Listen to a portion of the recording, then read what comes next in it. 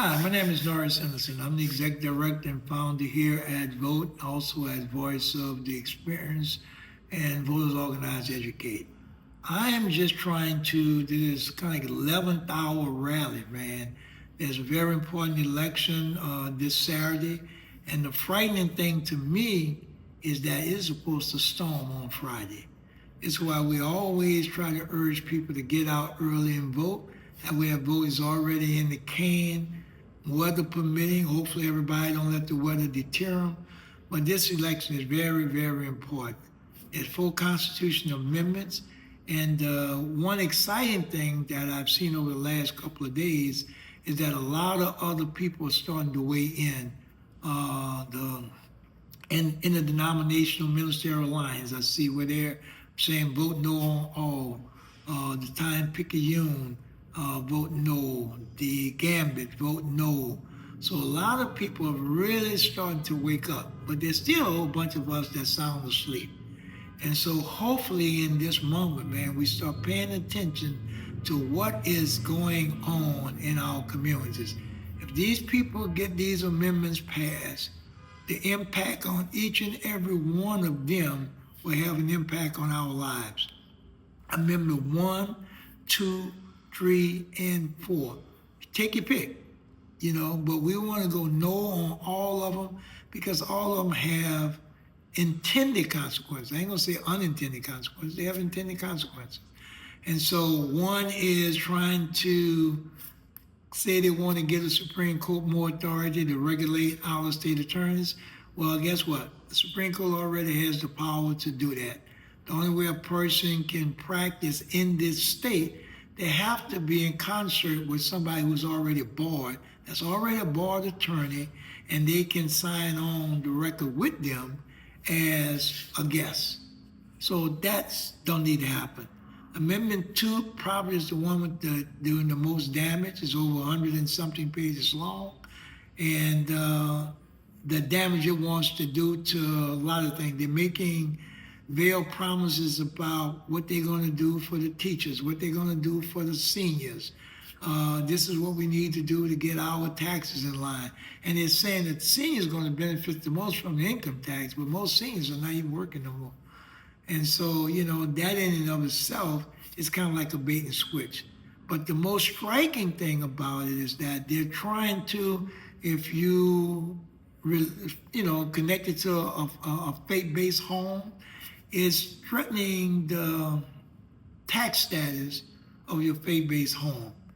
That you would no longer be exempt. Your sanctuary would be exempt, but if you own a nursery, or daycare center, or early childhood learning center, you'll start to paying taxes on that. And so anything that's not in that sanctuary would actually be taxed. And I think that should be alarming because what it seems like is a power grab. Because if you lose your property by you not being able to pay taxes on it, the state acquire it, then what? You just SOL at that point.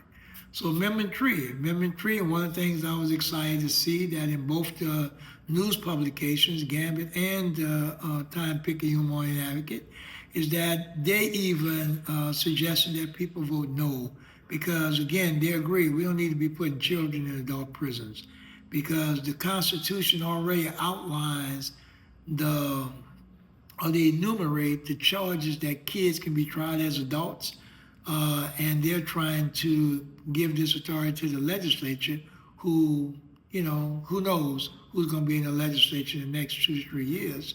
It would be changing based upon the whim of the people in the legislature. We don't need that. We need the constitutional protection that we already have around Amendment 3. Amendment 4 is even more scheduled because they want to do these specialty courts and these special elections. So if there's a vacancy, like right now, judges have to retire at 70. Well, in any moment, across the state, numerous judges are preparing for retirement.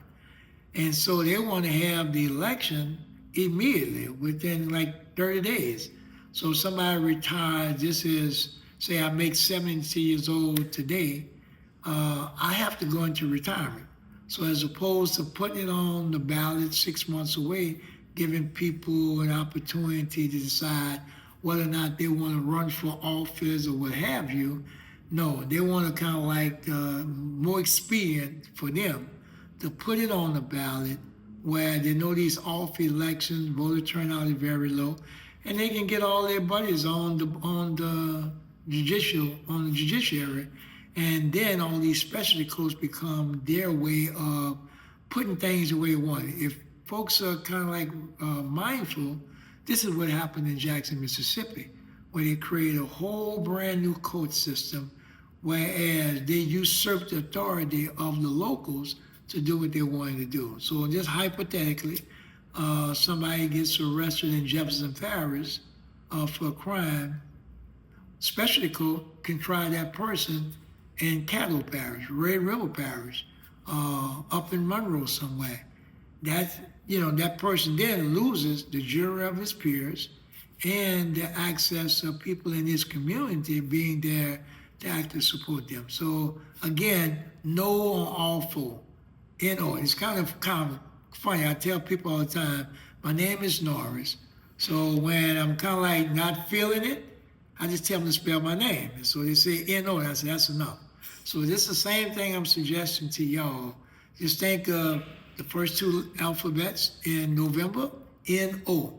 First two alphabets in my name, N-O. So we just need to kind of like just plant that seed, no. And it won't take long because those are the only things on the ballot in Orleans Parish. Maybe some of the other parishes, there may be some other things on the ballot. But as far as those amendments go, no on 1, no on 2, no on 3, no on 4. Can't be any simpler than that. It's almost like when, hey, mama, can I have some candy before dinner? No.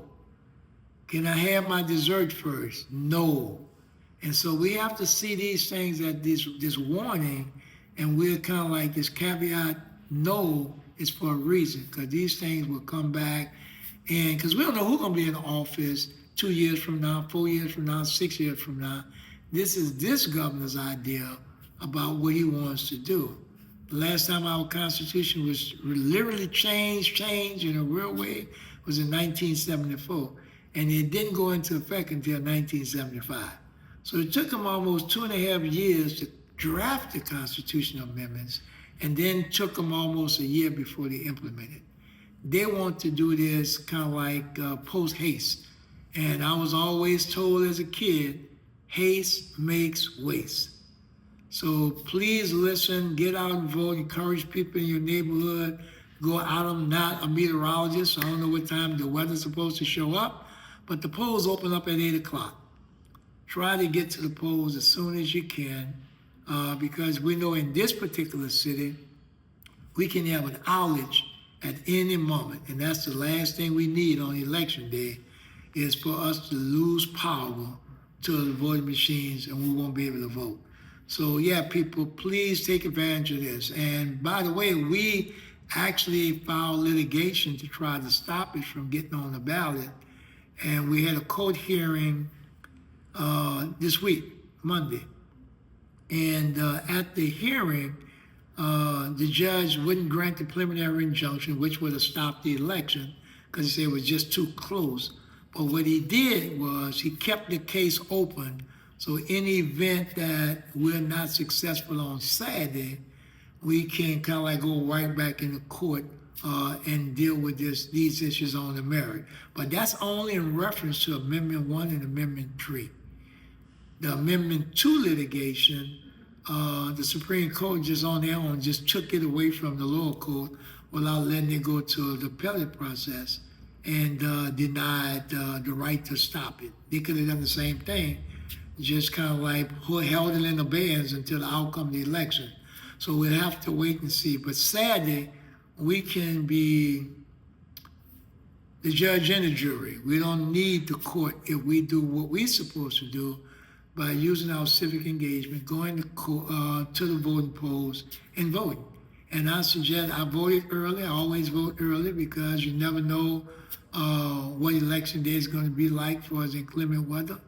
But I encourage everybody to convince your neighbor family members, those who are registered to vote. What we noticed during early voting is over 12,000 people in New Orleans have already early voted. And that is good. That's kind of like we can applaud that. But the tragic side of that is over 100,000 people in New Orleans who haven't cast a vote. And so if those other 100,000 people show up, then we can be really celebrating the end of these shenanigans and this bait and switch what these folks are trying to do. So again, no on all four. You're kind of like seeing literature all over the city, yard signs and stuff saying, please vote no on all of these amendments. Thank you.